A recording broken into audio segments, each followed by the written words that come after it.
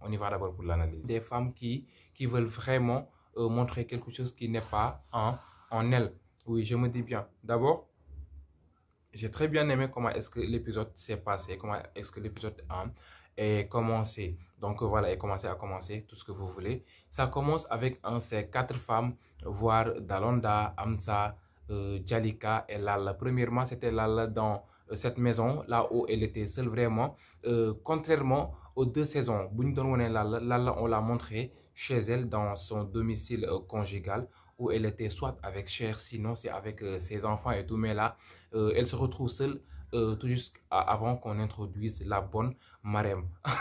Non mais attendez là, imaginez-vous Lala comment vraiment elle détestait Marème. Donc là, elle cherche en fait une bonne qui s'appelle Marème. Pourquoi elle cherche cette bonne? Bon, je ne veux pas trop minimiser le statut d'une bonne, mais là, je me dis tout juste qu'elle a choisi une bonne qui s'appelle Marème pour un peu, en fait, ridiculiser, pour un peu se venger. Et comme on voit, en fait, Djubowoul ak Bonbi, voilà, elle la crie dessus et tout. Elle est toujours en colère, contrairement à Mam, sa bonne, dans la première et la deuxième saison.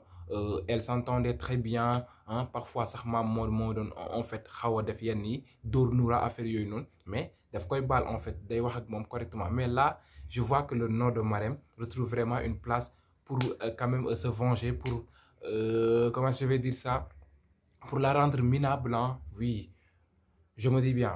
Mais aussi, on note à travers le caractère de Lala une femme qui, en fait, qui souffre intérieurement, mais ne veut pas reconnaître cette souffrance, ne veut pas reconnaître cette mélancolie. Du coup, elle se, elle se tape un peu de partout du travail, vu qu'elle disait à Cher que voilà,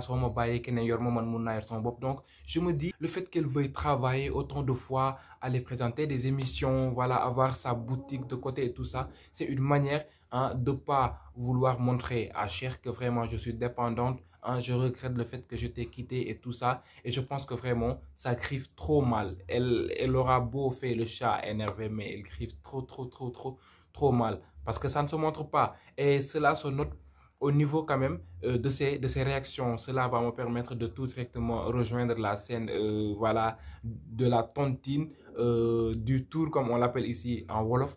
Là, on notait des émotions carrément différentes. Tantôt Lala, elle vient, bon, Mangini, voilà, c'est la grande Lala et tout.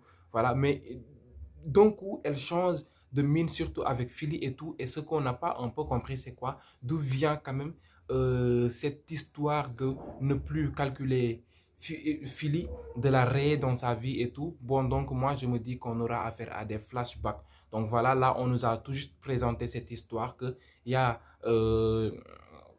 de l'antagonisme entre les deux et qu'on aura affaire à des flashbacks pour nous montrer d'où est-ce que cela vient, qu'est-ce qui s'est passé.